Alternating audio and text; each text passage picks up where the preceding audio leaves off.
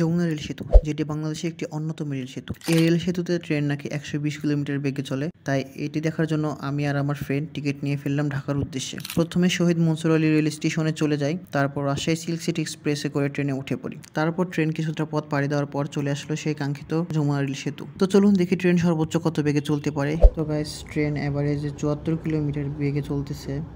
Maximum এ পর্যন্ত ৮৫ গেছে, আর average ৫৮। তোমরা স্ক্রিনে দেখতেই পারতেছো। জানি না কতটুকু যাবে সর্বোচ্চ। আমি ফার্স্ট স্ক্রিন রেকর্ড করতে ভুলে গিয়েছিলাম, শুধু ট্রেনের ফুটেজগুলো নিয়েছিলাম। বাট পরে আবার মনে যখন হলো তখন স্ক্রিন রেকর্ড শুরু করে দিয়েছিলাম। তো ৮০ গেছে, ৮১ গেছে। ৮০ কিন্তু হিউজ। ম্যাক্সিমাম কিন্তু ৮৫ কিলোমিটার বেগে ছুটছিল। তো কিছুটা নেমে এসেছে, এখন আবার উপরে উঠছে।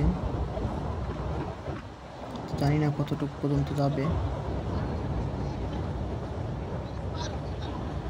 তো ৮৬ কিলোমিটারে চলে গিয়েছে। ম্যাক্সিমাম যেটা ৮৫ হিসেবে সেটা ব্রেক করে ফেলেছে। অ্যাভারেজ ৬৬ কিলোমিটার বেগে চলতেছে।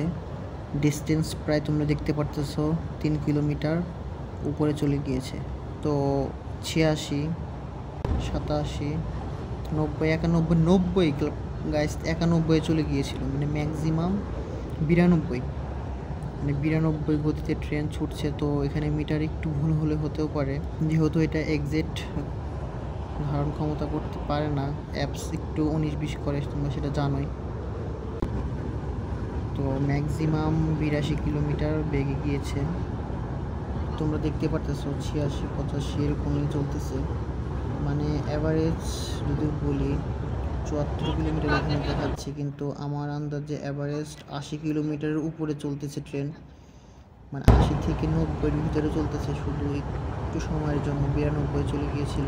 ডিউরেশন অনুযায়ী তোমরা দেখতেই তো পারলে যে কত দ্রুত এই রেল সেতুটি পার হয়ে গেল। ট্রেনটি যদিও ১২০ কিলোমিটার গতিতে যায় না, সর্বোচ্চ ৯০ থেকে ৯৫-এর ভিতরে থাকে। তো দেখতেই তো পারলা ট্রেন সর্বোচ্চ কত কিলোমিটার গতিতে গিয়েছে। এভারেজে উত্তরবঙ্গের মানুষদের জন্য এটি ঠিক আছে, কিন্তু এর আগে যখন ট্রেন চলতো তখন ৩০ মিনিট থেকে ৪০ মিনিট লাগতো, কিন্তু এখন প্রায় ৫ মিনিটের ভিতরে রেল সেতুটি পার হয়ে যাচ্ছে। এই ছিল যমুনা রেল সেতু নিয়ে আজকের ভিডিও।